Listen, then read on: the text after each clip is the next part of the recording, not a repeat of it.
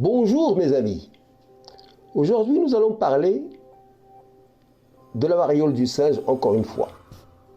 Depuis l'apparition de la variole du singe en dehors du continent africain, certains médias dans le monde entier s'affolent en publiant parfois des informations erronées.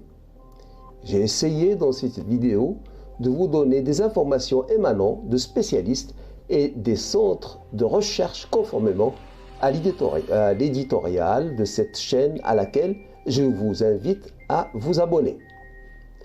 Dès l'annonce de cette épidémie due à une maladie rare, habituellement confinée à l'Afrique centrale et occidentale, le spectre de la pandémie du Covid-19 rejaillit. Il est donc urgent d'éclairer la population en donnant des informations fiables. Il faut expliquer que l'agent causal de cette maladie est connu. Ce n'était pas le cas avec le SARS-CoV-2. Quel est le taux de mortalité? Mais ce qui est très différent, et j'espère que cela restera ainsi, c'est le taux de mortalité, a déclaré M. Gerhard Krause, épidémiologiste et chercheur au centre Helmholtz en Allemagne. Le taux de mortalité était nettement plus élevé lors de l'épidémie en Afrique que ce que l'on observe actuellement en Europe et dans le reste du monde. L'épidémie ne touchera pas l'ensemble de la population. Les groupes à risque peuvent être clairement identifiés et les mesures ciblées, affirme M. Krause. La transmission. M. Krause pense que seule une petite partie du processus d'infection mondiale actuelle peut être attribuée à des expositions à des animaux. Le processus est principalement caractérisé par la transmission entre personnes, donc interhumaine. Néanmoins, il existe des parallèles avec la situation en Afrique.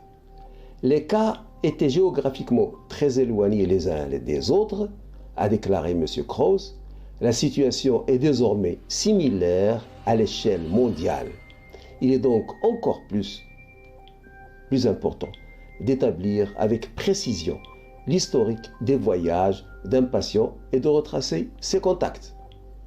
L'épidémie ne touchera pas l'ensemble de la population.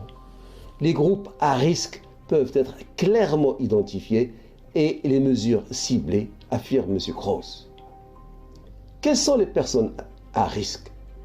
D'après le docteur Clemens Weidner, qui a traité le premier patient atteint de la variole du singe en Allemagne, il signale les personnes dont l'immunité est limitée, les personnes donc qui sont concernées, qui sont à risque, ce sont les personnes dont l'immunité est limitée, comme celles qui ont une infection à VIH insuffisamment contrôlée.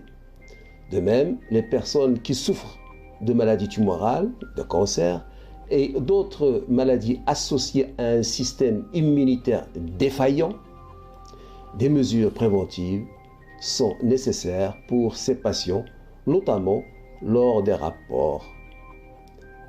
Il a spécifiquement mentionné, comme on le sait depuis la pandémie de coronavirus, des mesures non pharmacologiques ainsi que des vaccinations ciblées pour les groupes à risque. On peut supposer que la majorité de toutes les personnes âgées de plus de 60 ans dans la population auront encore une certaine immunité de base grâce aux vaccinations contre la variole. On estime que ceux qui sont vaccinés ont une protection de 85%, a souligné Mme Kretschmar de l'Institut néerlandais de la santé publique. Heureusement, la transmission et la propagation se font plus lentement qu'avec le SARS-CoV-2 grâce à des mesures telles que la recherche des contacts et la mise en quarantaine. Il y a de bonnes chances que la situation soit maîtrisée. Pour le moment, Mme Kretschmar ne s'attend pas à ce que la situation devienne incontrôlable. Malgré cet optimisme, des experts, il faut rester vigilant sans être affolé. Voilà ce que je voulais vous dire aujourd'hui. Si cette vidéo vous a plu, vous pouvez liker, comme vous pouvez vous abonner pour ne rater aucune autre vidéo. Flash Actu Santé vous remercie de votre attention et vous donne rendez-vous demain. Au revoir.